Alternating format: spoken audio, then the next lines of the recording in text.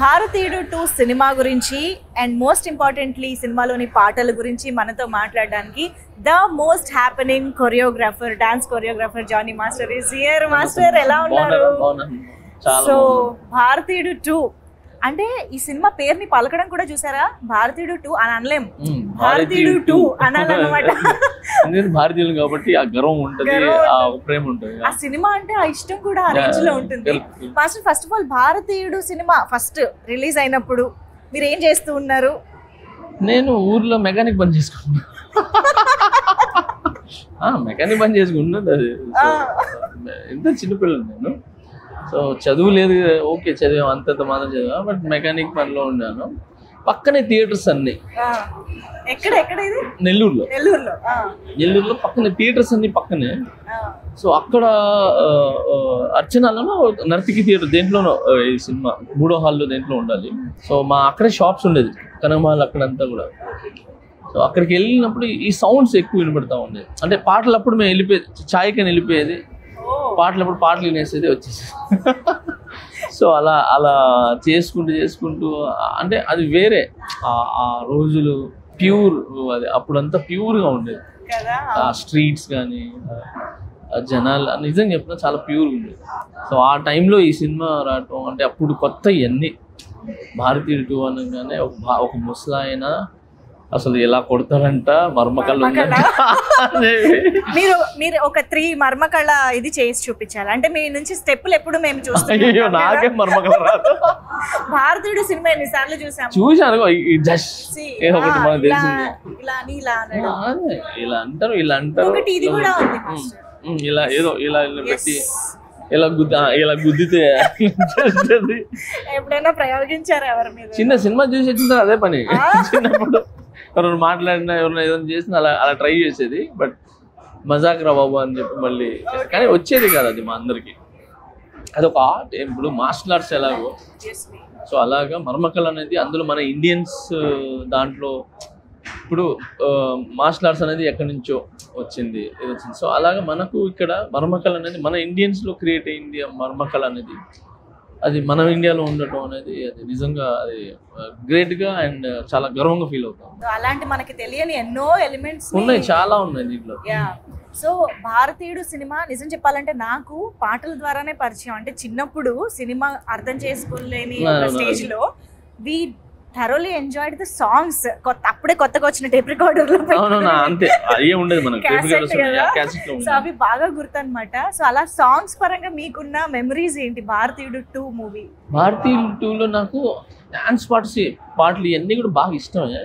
కానీ దాంట్లో నాకు ఎప్పటికీ గుర్తుండిపోయేది, హార్ట్ టచింగ్గా బాగా ఇష్టంగా ఉండేది, డబ్బుల్ని పడవలుగా చేసి వదిలేసి, అంటే ప్రేమ ముఖ్యము, అంటే ఎదుటోళ్ళ కళ్ళల్లో సంతోషం అది ముఖ్యం, డబ్బులు కాదురా అని చెప్పి అప్పట్లో 500 తను చేసి వదలటం అనేది ఆ యొక్క మాంటేజ్ అనేది అసలు చాలా చాలా ఇష్టం నాకు. అందుకే పచ్చని చిలుకలకు తోడు ఉంటే అనేది నాకు చాలా ఇష్టం. మిగతా డాన్స్ సాంగ్ ఉన్నాయి, బట్ ఆ సాంగ్ అనేది బాగా ఇది తగిలేస్తుంది.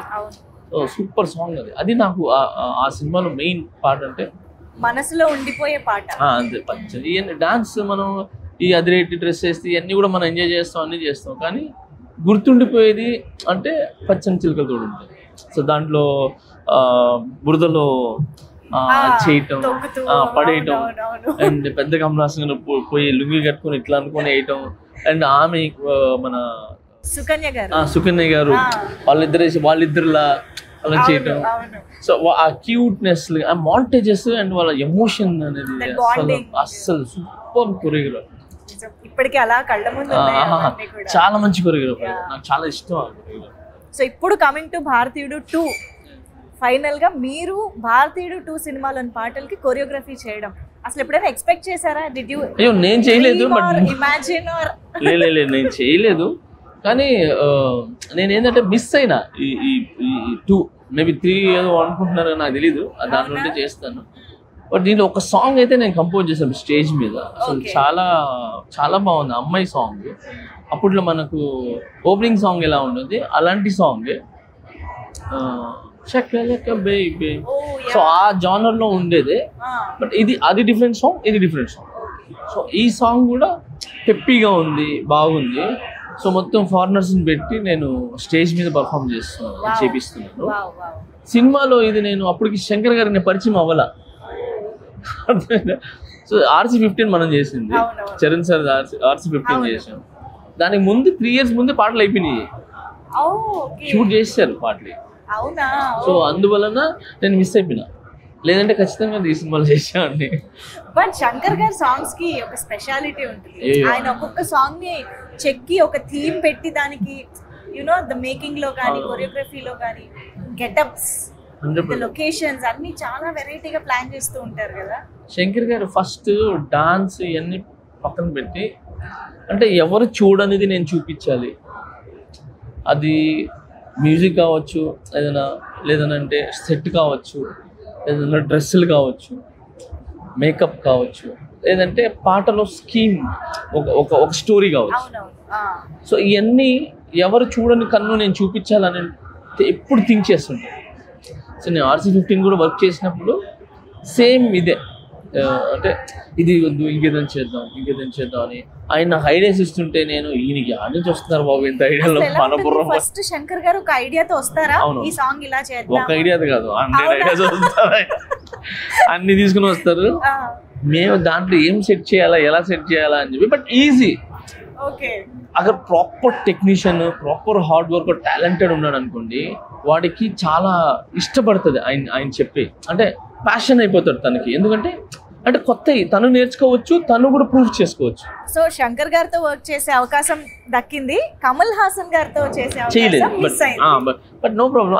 బట్ సినిమాలో చేయకపోయినా అవును, ఖచ్చితంగా దాంట్లో చేస్తాను నమ్ముదాం. బయట చాలా ప్లేసెస్ లో కలిసాను, బట్ ఎక్కువ మనకు అంటే ఎప్పుడు ఒక సాంగ్ కానీ వెళ్తే మనం ఫలానా అని చెప్పి తెలుసు. నేను రజనీ సార్ కూడా చాలాసార్లు కలిశాను, బట్ జైలర్ సినిమాలో మనం దగ్గరగా చూసి పిలిచి డాన్స్ చేయించి అన్నీ చేయించాను. సో ఎప్పుడైనా ఏంటంటే కమల్ హాసన్ గారిని బయట కలిసాం కానీ వర్క్ చేయలేదు. మీకు ఒకవేళ అవకాశం దొరికితే ఇలాంటి జానర్లో సాంగ్ వస్తే బాగుంటుంది అని ఏదైనా ఒక డ్రీమ్ అలా అనుకోవడం ఏదైనా ఉందా? నాకు కమల్ హాసన్ గారితో చేస్తే దశావతారాలు ఒక సాంగ్ చేశారు, కాంతారా లాంటి కైండ్ ఆఫ్. ఆయన చేసింది దశావతారాలు అలాంటిదే ఒకటి ఉంటుంది. సో అది ప్రాపర్గా ఇంకా ఎగ్జిక్యూట్ చేసి, అంటే ప్రాపర్గా చేయాలి అనేది దాంట్లో భలే ఉంటుంది. అది మీరు చూస్తే దాంట్లో ఉంటుంది అన్ని అవతారాలు. సో ఆ విధంగా ఏదైనా ఇంట్రెస్టింగ్ గా అదొకటి. తర్వాత మాటలు కొరియోగ్రాఫ్ చేయడం ఇష్టం. కన్ను పిల్లవన్నీ కన్నులున్నవన్నీ ఎన్ని వగలు పోతున్నావే చిన్నారే, అంటే ఆపోజిట్ తన్న అంటే అలాంటి టాస్క్ అదొకటి. తర్వాత ప్రియతమా నీ వచ్చట కుశలమా నీ నిచ్చట కుశలమే, సో అలాంటి కొరియోగ్రఫీ చేయడం ఇష్టం. అయ్యో అది నెక్స్ట్ లెవెల్ సాంగ్స్.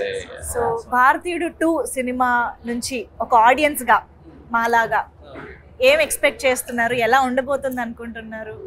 అంటే నేను భారతీయుడు 2 నుంచి నేను ఎక్స్పెక్ట్ చేసేది ఏంటంటే, ఈ సినిమాతో దాంట్లో కరప్షన్స్ ఈ సినిమా వచ్చిన తర్వాత ఆల్మోస్ట్ కొంచెం మారింది. భయపడ్డారు అనమాట కొంచెం. ఏది ఎక్కడో అంటే భయపడటం కావచ్చు, లేదంటే లేదా మన ఇండియా మనం చేయకూడదు అనొచ్చు, లేదంటే ఇది తప్పు కదా అని చెప్పి ఒక 100లో 10% అయినా ఇదైంది. ఈ సినిమాతో కూడా అలాంటి మెసేజ్ వచ్చి జనాలకి ఉపయోగపడి మారేది, అలాంటిదైనా మెసేజ్ వచ్చి పబ్లిక్ హ్యాపీగా ఉండి వాళ్ళ లైఫ్ బాగుంటుందని ఎక్స్పెక్ట్ చేస్తాను. Amazing, Master. Very nice talking to you. All the very best.